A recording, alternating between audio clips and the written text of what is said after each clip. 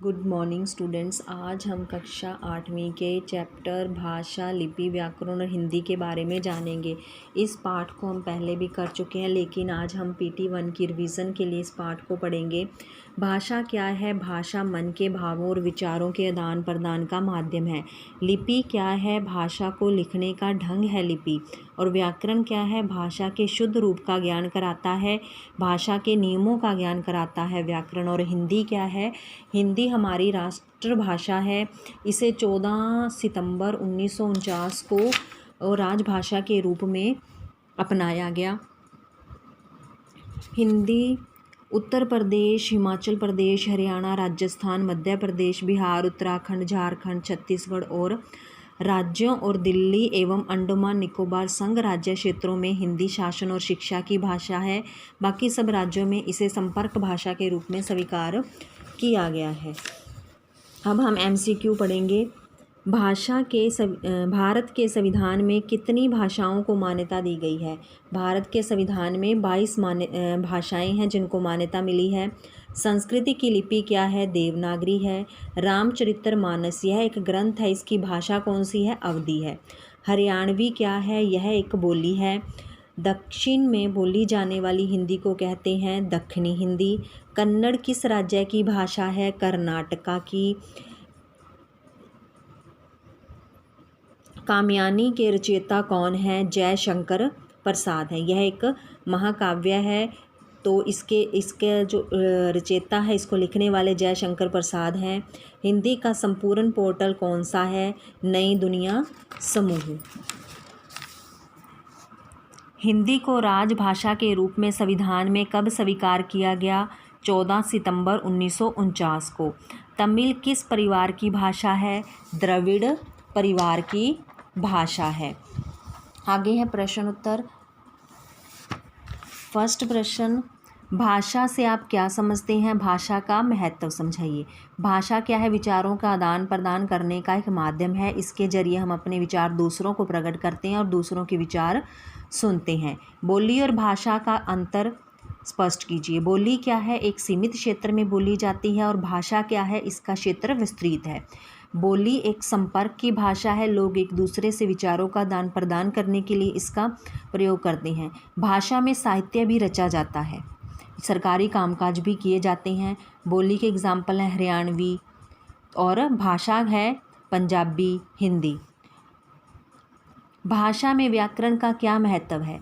भाषा में व्याकरण का बहुत महत्व है। व्याकरण के द्वारा ही हम भाषा के शुद्ध रूप का ज्ञान कर पाते हैं और इसके नियमों के बारे में जान पाते हैं। लिपि किसे कहते हैं? भाषा को लिखने का ढंग लिपि है। तो हमने पाँच क्वेश्चन किए हैं, सारे नहीं किए हैं। और एक है, हिंदी को राजभाषा के रूप में संविधान में कब स्वीकार किया गया? 14 सितंबर 1949 को। व्याकरण मन के भावों और विचारों को व्यक्त करने का माध्यम है। गलत है। भाषा है माध्यम, तो व्याकरण तो भाषा को शुद्ध रूप से लिखना सिखाता है। भाषा के 4 रूप होते हैं। गलत है। भाषा के 2 रूप होते हैं। भाषा को लिखने का ढंग लिपि कहलाता है। सही है। हिंदी रोमन लिपि में लिखी जाती है। गलत है। हिंदी देवनागरी लिपि में लिखी जाती है।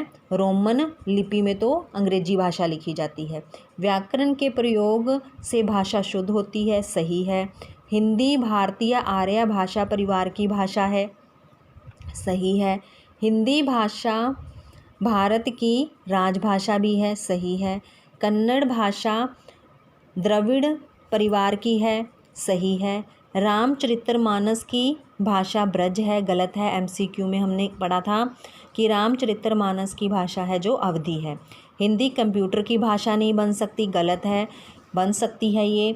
प्रत्येक के बारे में 2-2 वाक्य लिखें। पहला है भाषा। भाषा के बारे में ये है, क्या है? भाषा मन के भावों और विचारों के का आदान प्रदान का माध्यम है। भाषा के 2 रूप हैं, लिखित और मौखिक। फिर है लिपि। किसी भाषा को लिखने का ढंग लिपि कहलाता है और हिंदी की लिपि कौन सी है? देवनागरी है। आगे है व्याकरण। व्याकरण भाषा के शुद्ध रूप का ज्ञान करवाता है। व्याकरण के नियम के अनुसार ही भाषा का शुद्ध व मानक रूप निर्धारित होता है। हिंदी का क्षेत्र 14 सितंबर 1949 को हिंदी को भारत की राजभाषा घोषित किया गया। लगभग सभी राज्यों एवं संघ शासित क्षेत्रों में हिंदी शासन व शिक्षा की भाषा है। आगे है, निम्नलिखित में कौन सा रूप मौखिक भाषा का है और कौन सा लिखित भाषा का है? सही स्थान पर चिन्ह लगाइए। मौखिक का है तो इधर चिन्ह लगाना है, लिखित का है तो इधर लगाना है। निबंध, निबंध क्या है? जो लेख होते हैं वो लिखित भाषा का उदाहरण है। भाषण मौखिक है। टेलीफोन पर बात करना मौखिक है। कविता पाठ भी मौखिक है। पठन करना क्या है? मौखिक है। प्रश्न पत्र का हल, इसको लिखकर हल करते हैं। ईमेल भेजना लिखना लिखित भाषा है। वार्तालाप यानी बातचीत क्या है? मौखिक भाषा है। अंताक्षरी भी क्या है? मौखिक है।